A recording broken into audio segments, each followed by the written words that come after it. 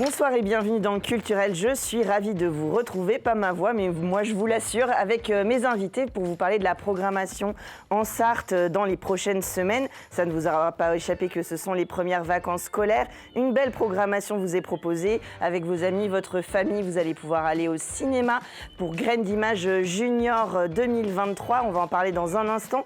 On va parler d'art textile à Serran-Foultourte. On va parler des mécanismes d'une ville avec Julie Bouillet qui nous vient nous parler de cette exposition au musée Jean-Claude Boulard. On parlera des étudiants de Talm, les jeunes diplômés qui exposent au Quinconce. Et on finira tout en art aussi avec des représentations théâtrales de théâtre Kabuki et de Noma. Bref, vous l'avez compris, une programmation riche et variée. Je vous propose de les retrouver tout de suite dans l'émission.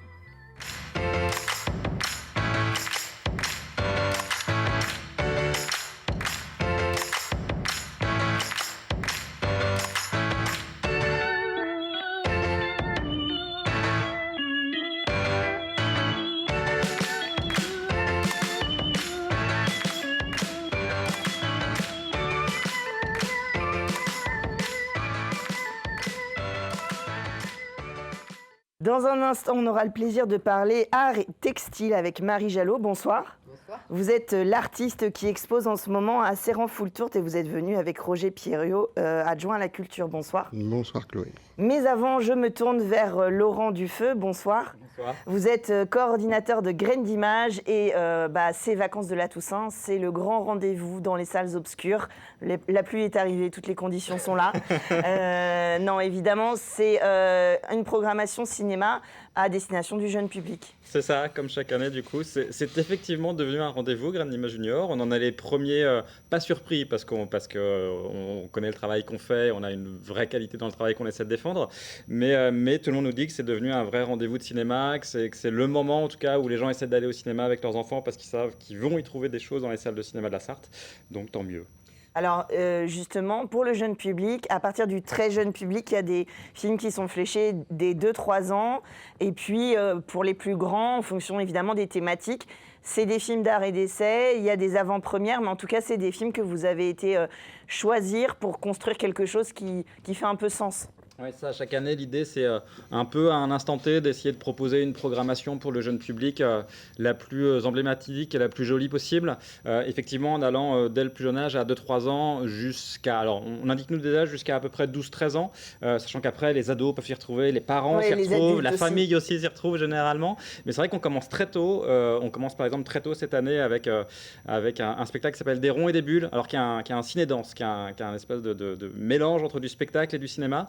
Qui est un ciné-danse très chouette qui du coup rassemble 4 courts-métrages et Céline Dravenel qui a créé ce ciné-danse en fait intervient entre ces courts-métrages par des mouvements de danse, par de l'interaction avec le public et ça part d'une vraie réflexion pour elle de quelle est la place du corps des enfants sur une première séance de cinéma. On dit souvent qu'il ne faut pas trop bouger en fait sur les séances de cinéma. En fait les jeunes enfants très rapidement en fait ils se lèvent de leur fauteuil et il y a une importance du corps et elle réfléchit là-dessus sur c'est quoi le corps d'un enfant dans une première séance de cinéma. Parce qu'on pense souvent à la durée. Tout simplement. Au moment on peut, mais je pense qu'à un moment ils vivent des émotions et à 2-3 ans, enfin vivre des émotions, c'est compliqué de les vivre quand on est comme ça cloîtré sur un fauteuil. À un moment il faut les vivre aussi un peu et que, alors ils apprendront plus tard à éventuellement rester dans un fauteuil, mais au début il y a une vraie interaction possiblement à avoir avec son corps et avec ce qu'on voit à l'écran. Donc c'est toute une réflexion qu'elle mène et qui déboule là aujourd'hui sur ce ciné-danse extrêmement joli. Alors, il y a une programmation variée avec des animés, des films. Je vous propose de regarder la bande-annonce.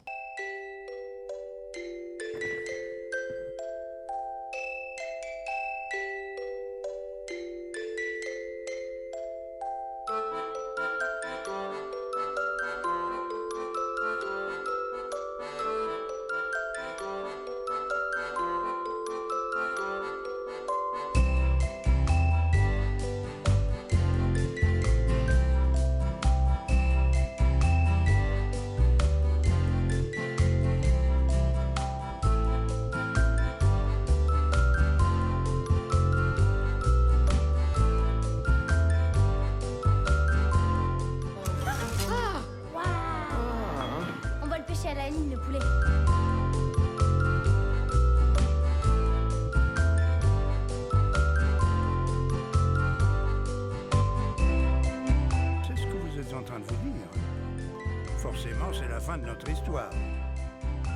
Eh bien non.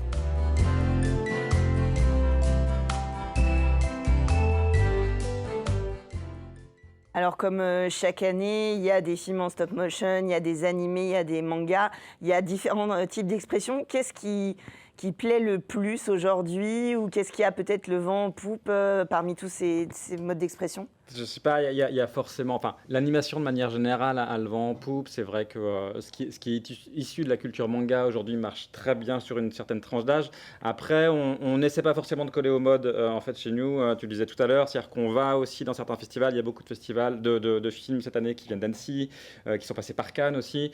On va d'abord chercher des films qui nous plaisent, nous, pour avoir envie de les montrer à du public, sans forcément aller chercher ce que les spectateurs aiment. Je pense que ça, ils l'ont dans l'année, dans les salles de cinéma, oui, pour aller chercher des choses qu'ils ont envie d'avoir. L'idée, c'est de découvrir autre chose, d'avoir des films, de profiter de ce temps-là pour aller découvrir des films. Et c'est ça qui mène le travail de programmation qu'on fait avec l'ensemble des salles. Alors, c'est un peu partout en Sarthe, il y a 10 salles qui participent, il y a des goûters, il y a des ateliers. Il y a notamment un atelier que je trouve assez amusant qui est sur la VO et la VF, l'idée que voilà, la version sous-titrée, c'est pas que l'effort de lire le texte à l'écran. Ouais, c'est ça.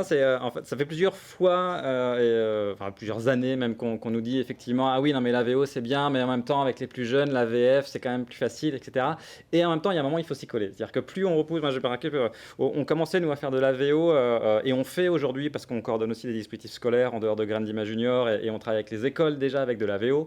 Et en fait, plus ça va, plus on retarde en fait ce temps de la VO. Et moi, je pense qu'au contraire, en fait, il faut essayer de l'aborder le plus petit possible. Et donc, on va faire un atelier pour déjà expliquer pourquoi on le fait, nous, et pourquoi on propose des films en VO et pas en VF. Parfois, on propose aussi les deux, quand il y a vraiment voilà, des problématiques.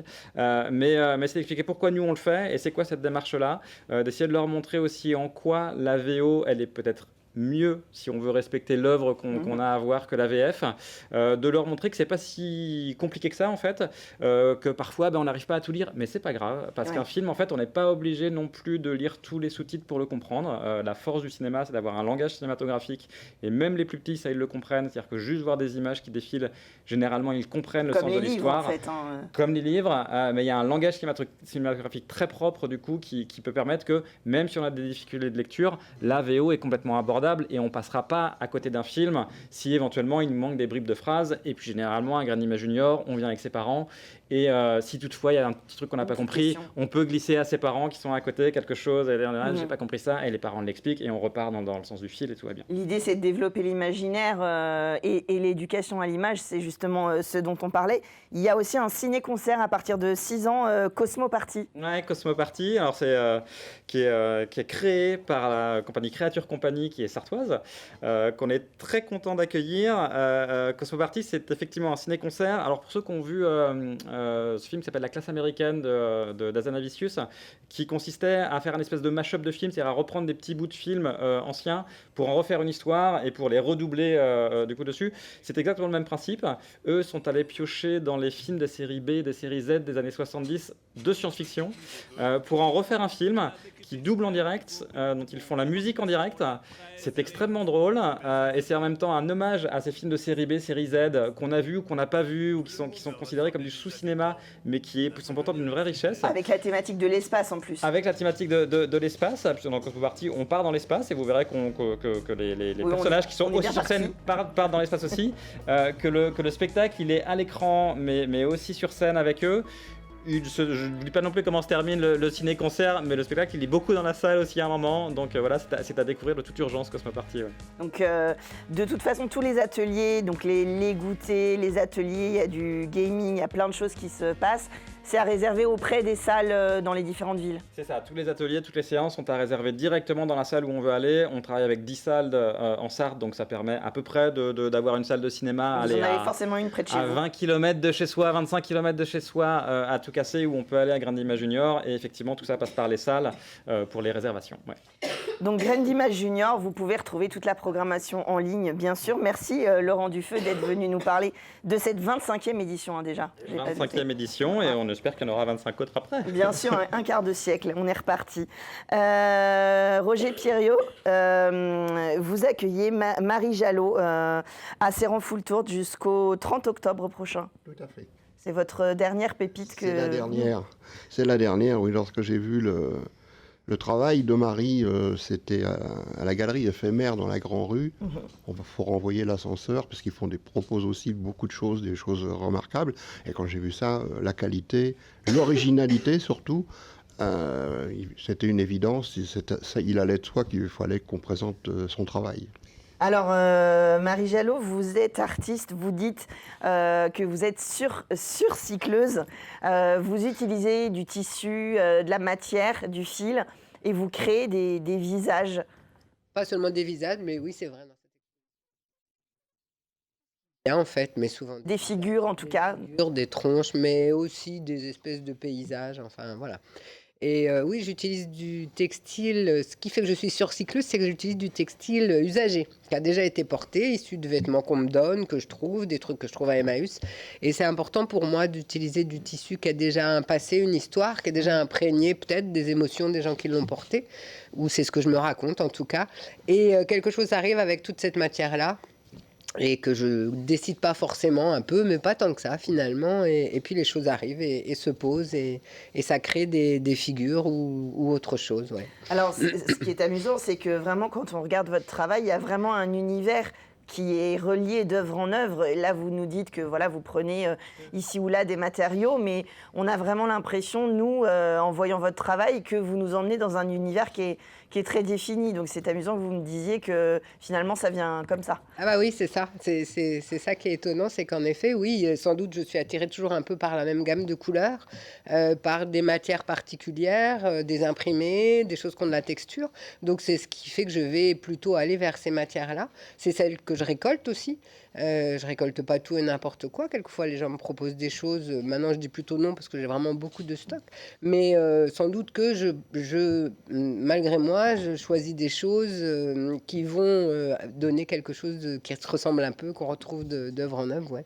Il y a quand même un trait, il y a quand même une expression à tous ces visages. Vous disiez, Roger Pierrot, que les enfants qui viennent toujours visiter les expositions que vous proposez, bah là, ils sont attirés par cette forme d'art un peu inhabituelle. Oui, c'est extraordinaire. Et Marie est venue faire un atelier avec les classes primaires de la maternelle. Oui, maternelle, oui. Maternelle, Oui, oui. primaire, j'ai dit maternelle. On aurait dû vous envoyer des photos parce que le rendu qu'ils ont fait, c'est extraordinaire. Ce que les enfants peuvent faire, ça vous rejoint avec le cinéma. Et vraiment, les enfants nous épatent tous les jours.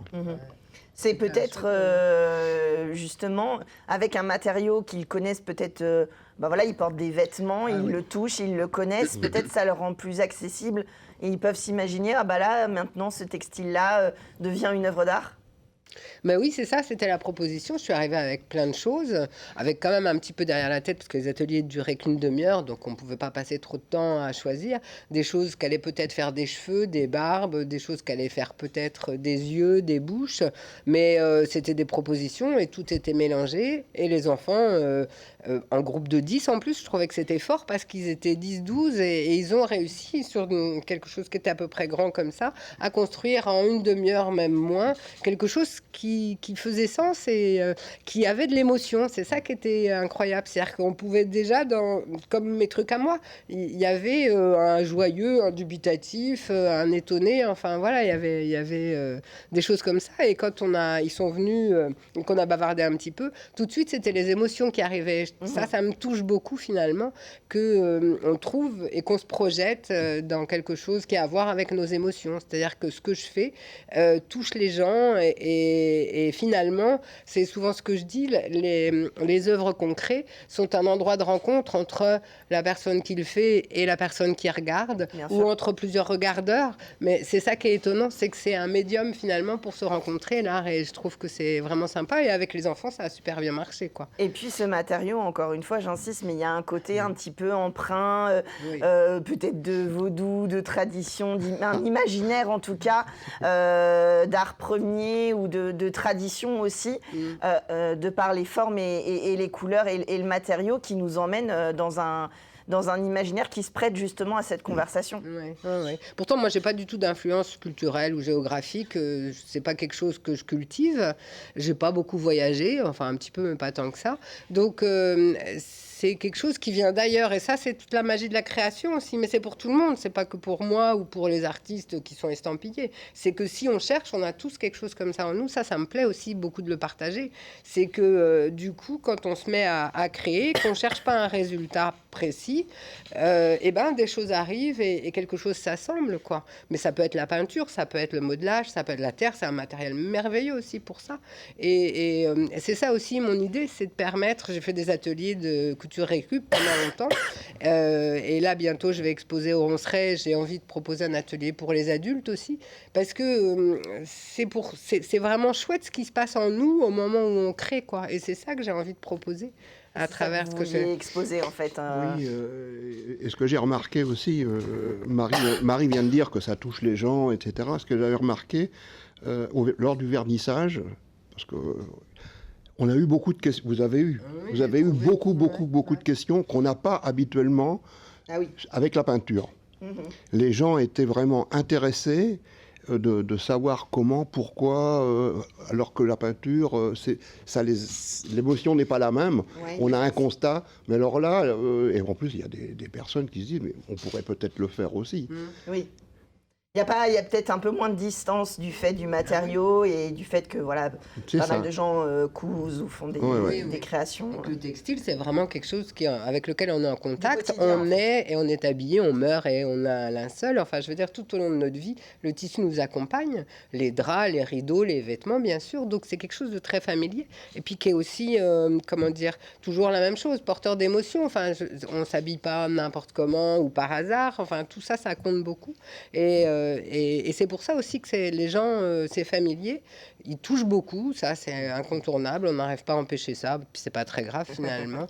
J'ai même laissé des trucs 3 mois dehors, il y a même un personnage qui est resté 6 mois dehors et pour voir ce que ça devenait, donc on touche un peu, c'est pas très grave. Parce que tout ça est aussi éphémère comme nous, c'est l'histoire aussi de ça, quoi. C'est-à-dire que le tissu, ça s'use au bout d'un moment, ça passe au soleil, ça s'effiloche et comme nous finalement, on vit et puis on s'effiloche et on s'en va. Ça se partage en tout cas. Le mot familier, je l'aime beaucoup, je le retiens.